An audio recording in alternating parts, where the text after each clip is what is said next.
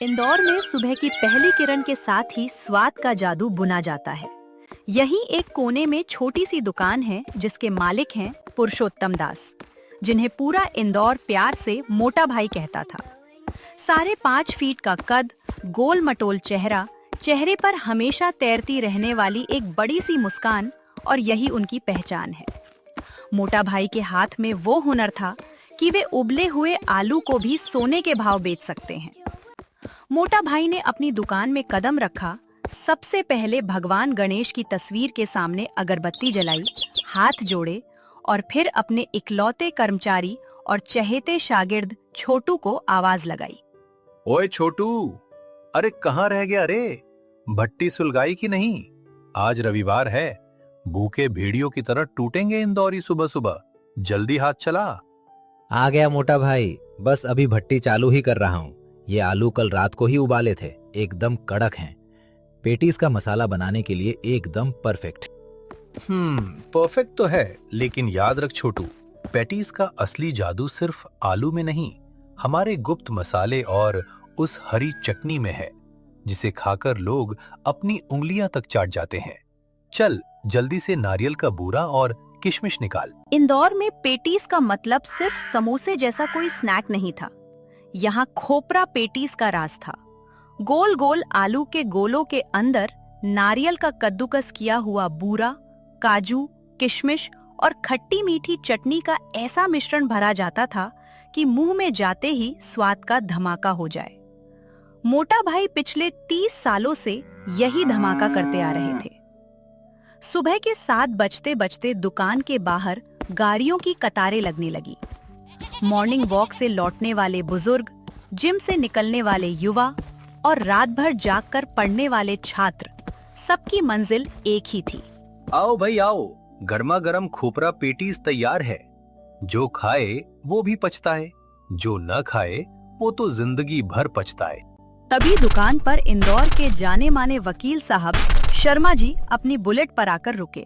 राम राम मोटा भाई, आज रविवार का दिन है, जरा कड़क और लाल लाल 4 पेटीज पैक कर दो। और हाँ, वो तीखी वाली हरी चटनी थोड़ी ज्यादा डालना। तुम्हारी भाभी ने बोला है कि अगर आज चटनी कम हुई तो घर में एंट्री नहीं मिलेगी। राम राम शर्मा जी। अरे भाभी जी को नाराज करने की हिम्मत इस मोटे भाई में कहाँ। छोटू, वकील साहब के लिए जरा स्पेशल पैटीज निकाल, एकदम कड़क, और चटनी का डिब्बा अलग से भर के देना। जी मोटा भाई, अभी देता हूँ। वकील साहब, ये लीजिए गर्मा गर्म पेटीज, जरा संभल कर खाइएगा, अंदर का मसाला बहुत गर्म है। वाह मोटा भाई, इस पैटीज की खुशबू ही बता देती है कि तुमने इसमें अपना दिल डाल दिया है। ये जो ऊपर से नायलॉन सेव डालते हो ना, ये इस स्वाद को अमर बना देता है। मोटा भाई की दुकान सिर्फ एक बिजनेस नहीं, उनका स्वाभिमान थी। उन्होंने कभी भी स्वार्थ के साथ समझौता नहीं किया। कई बड़ी कंपनियों ने उन्हें अपनी फ्रेंचाइजी खोलने के ऑफर दिए, लेकिन मोटा भाई का हमेशा एक ही जवाब होता था, स्वाद मशीनों से नहीं, हाथों के प्यार से आता है। लेकिन समय हमेशा एक जैसा नहीं रहता। हर कहानी में एक विलन की एंट्री होती है, और मोटा भाई की कहानी में वो विलन बनकर आया द मॉडर्न क्रिस्प कैफे। मोटा भाई की दुकान के ठीक सामने सड़क के दूसरी तरफ एक बड़ी कांच की दीवारों वाली चमचमाती दुकान खुल रही थी। वहां रंग बिरंगी लाइटें थीं, एयर कंडीशनर चल रहा था और सोफे लगे थे।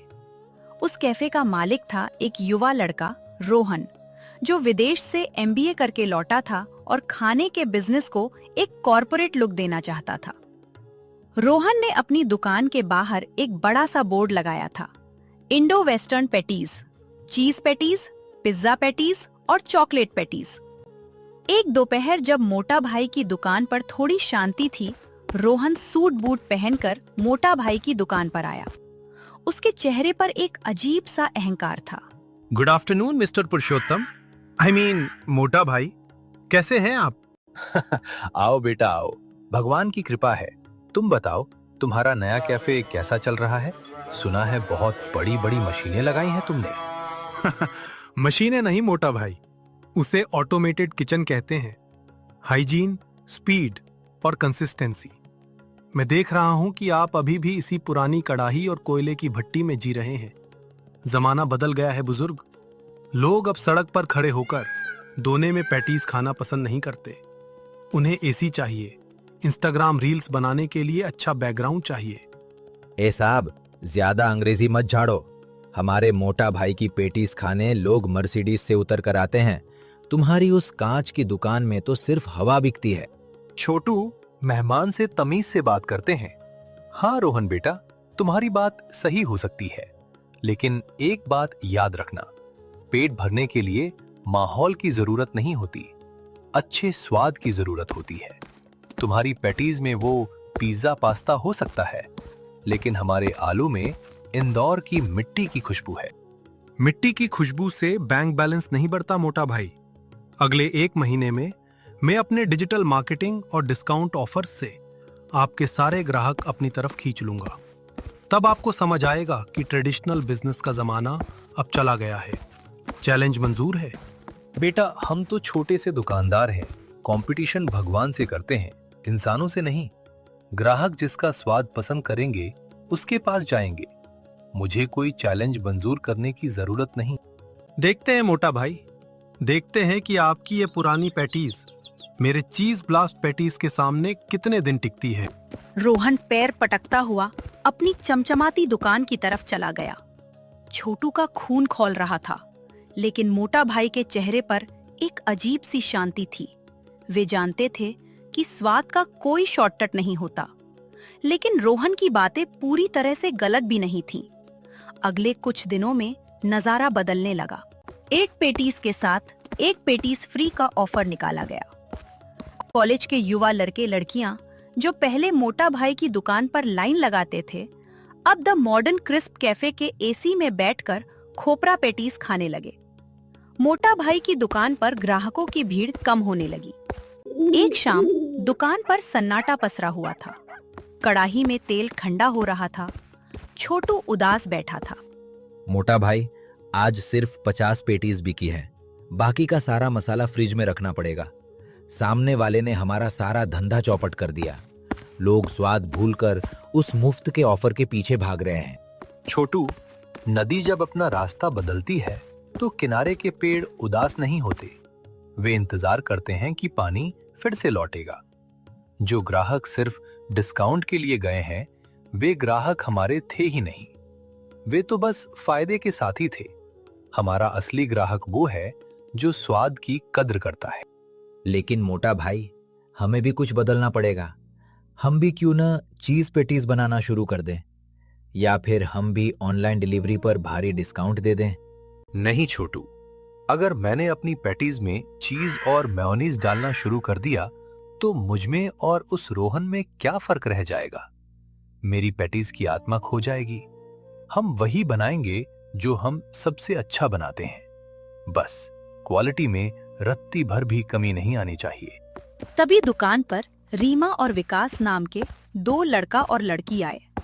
वे मोटा भाई के पुराने ग्राहक थे, लेकिन पिछले कुछ दिनों से सामने वाले कैफे में जा रहे थे।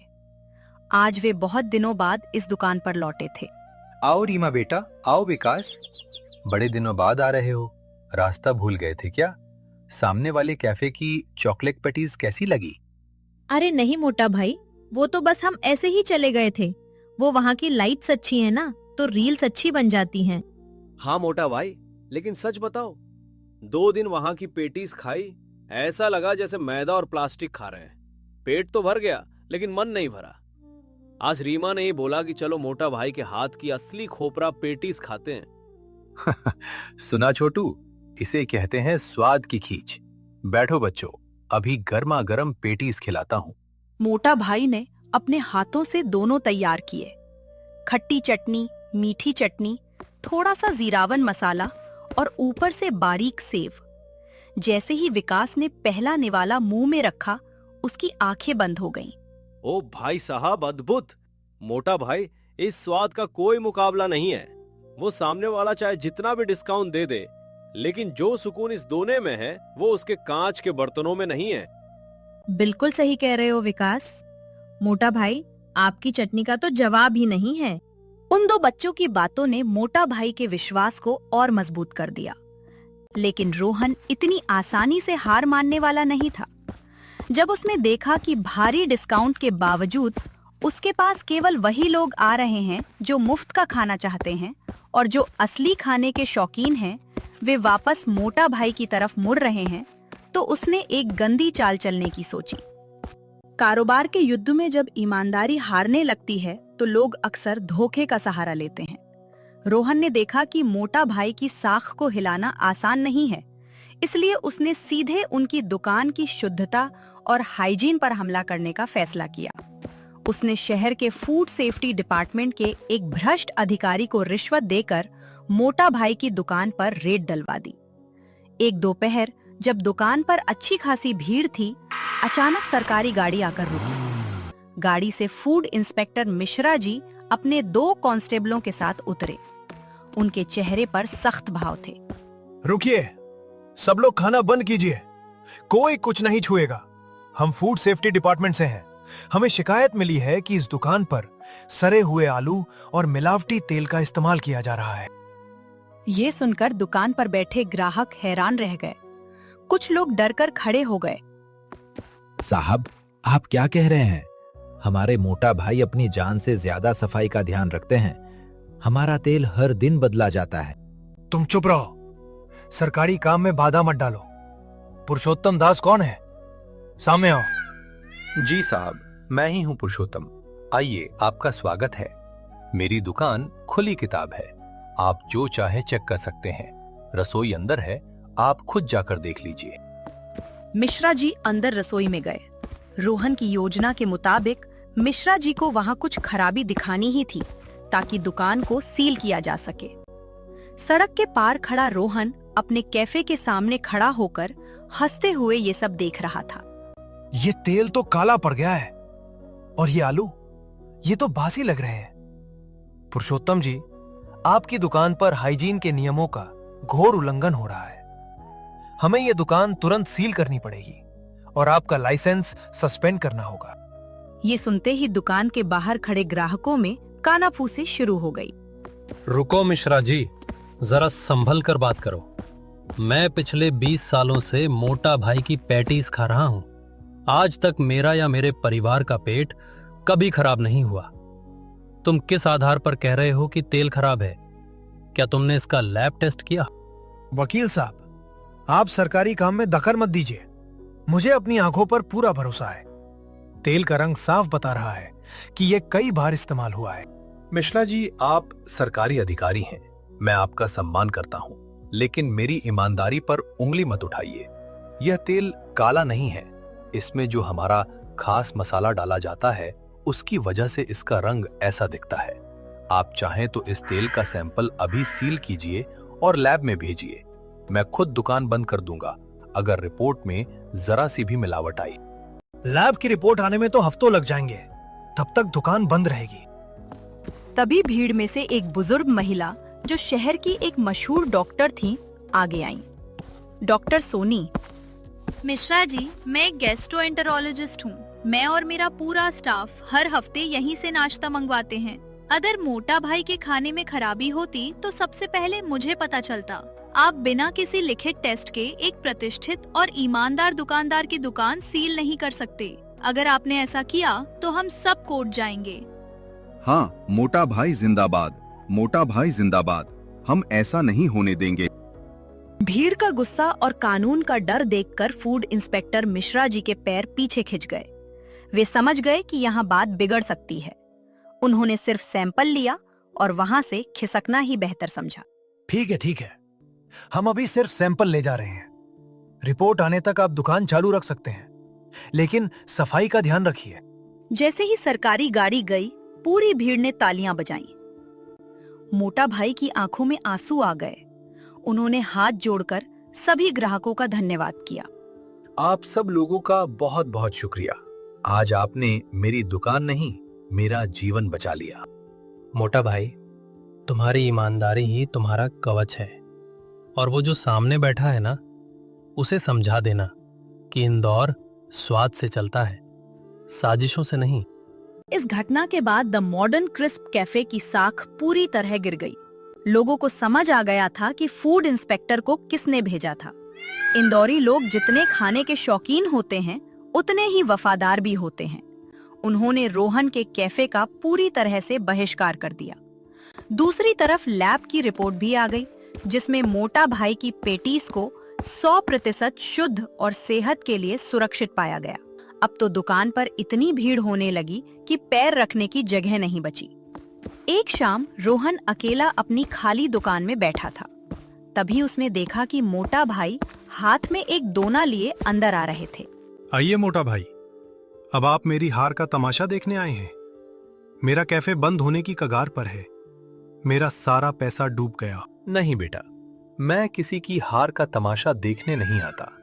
मैं तो बस अपने पड़ोसी से मिलने आया हूँ। ये लो, जरा इसे खा कर देखो। मोटा भाई ने पेटीज का दोना रोहन की तरफ बढ़ा दिया। रोहन ने पेटीज का एक टुकड़ा मुंह में रखा। खट्टा, मीठा, तीखा, क्रिस्पी और अंदर नारियल का समृद्ध स्वाद। सारे स्वाद जैसे रोहन के मुंह में एक साथ नाचने लगे। रोहन की आंखों से एक आंसू टपक गए। ये सचमुच बहुत स्वादिष्ट है। ऐसा स्वाद मैंने आज तक कहीं नहीं चखा। मेरी मशीनों से बनी पेटीज इसके सामने कुछ भी नहीं है। बेटा, तुम्हारी मशीनें बुरी नहीं है, तुम्हारी सोच भी बुरी नहीं थी, लेकिन तुम्हारी नीयत में खोट आ गया था। तुमने बिजनेस को सिर्फ एक जंग समझा, जहां सामने वाले को मारना जरूरी होता है। खाने का बिजनेस जंग नहीं है, ये एक सेवा है। जब तक तुम ग्राहकों को सिर्फ अपना नोट छापने की मशीन समझोगे, वे तुमसे नहीं जुड़ेंगे। मुझे माफ कर दीजिए मोटा भाई, मैंने आपके साथ बहुत गलत किया। मैंने आपकी साख खराब करने की कोशिश की और आपने फिर भी मुझे यह स्वाद चखाया। अरे छोड़ो बेटा, सुबह का भूला अगर शाम को घर आ जाए तो उसे भूला नहीं कहते। तुम युवा हो, पढ़े लिखे हो, इस कैफे को बंद मत करो, लेकिन अपनी पैटीज में वो विदेशीपन थोड़ा कम करो और दिल थोड़ा ज्यादा डालो। देखना, तुम्हारी दुकान भी चल पड़ेगी। थैंक यू मोटा भाई, आज आपने मुझे वो सिखा दिया जो मुझे दुनिया की कोई बड़ी यूनिवर्सिटी नहीं सिखा पाई। समय का पहिया घूमता रहा। द मॉडर्न क्रिस्प कैफे बंद नहीं हुआ, बल्कि रोहन ने उसका नाम बदलकर मोटा भाई एंड सन्स मॉडर्न आउटलेट रख दिया। अब रोहन और मोटा भाई पार्टनर बन चुके थे। मोटा भाई दुकान पर बैठकर मसाला तैयार करते और रोहन अपनी तकनीक से उसे पूरे शहर में सही तरीके से पहुंचाता। इंदौर के सराफा बाजार का वो कोना आज भी गवाह है कि दुनिया चाहे कितनी भी आधुनिक हो जाए, लेकिन जो स्वाद, प्यार और ईमानदारी से उबलता है, उसकी खुशबू कभी कम नहीं होती।